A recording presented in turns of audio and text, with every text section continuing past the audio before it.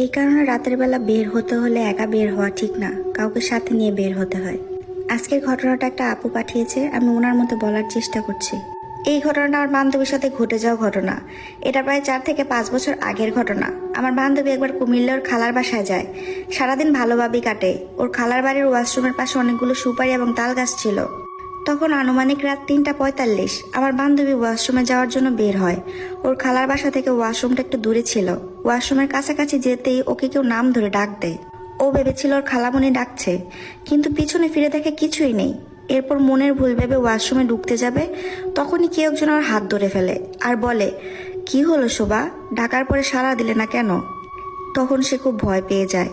ও কিছু না বলে দোয়া দরুদ পড়তে শুরু করে, কিন্তু দোয়া দরুদ পড়ে কোনো লাভ হয় না। ওই জিনিসটার হাত আরো জোরে চেপে ধরে আর বলে, কি হলো, ভয় পাচ্ছ? ভয় পেও না, আমি তোমাকে আমার সাথে করে নিয়ে যাব।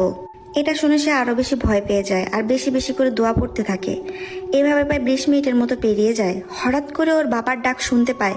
ওর বাবা বলে, কিরে শুভা, এখানে কি করিস? ওর বাবা এই কথা বলার সাথে সাথে ওই অদৃশ্য হাতটা ওর হাত ছেড়ে দেয় আর শোভাও অনেক জোরে একটা চিৎকার দিয়ে অজ্ঞান হয়ে যায়। এরপর দিন সকালে যখন ওর জ্ঞান ফিরে, তখন ও দেখতে পায় ওর খালা খালু সবাই সামনে বসে আছে। সবাই জিজ্ঞেস করলো কি হয়েছিল। তখন ও সবকিছু খুলে বলে। খুলে বলার পর খালু একজন হুজুরকে নিয়ে আসে। তখন হুজুর বলে শোভার উপর এক দুষ্ট জিনের কুনজর পড়েছিল। সে শোভাকে তাদের দুনিয়ায় নিয়ে যেতে চেয়েছিল, কিন্তু ওর বাবা ওকে ডাক দেওয়া জিনটা ওকে ছেড়ে দিয়েছে। কিন্তু পরে এই জিনটা আবার ক্ষতি করতে পারে, তাই হুজুর ওকে একটা তাবিজ দিয়ে দেয়। এরপর ওরা ওদের খালাদের বাসা থেকে ঢাকায় চলে আসে। এখনো শোভা ওই তাবিজটা ব্যবহার করে, আর কোনো সমস্যা হয়নি এমনিতে। তাই বলি, রাত করে বাইরে একা বের হওয়া ঠিক না, সাথে করে কাউকে নিয়ে বের হতে হয়। বলা যায় না কখন কার নজরে পড়ে যায়।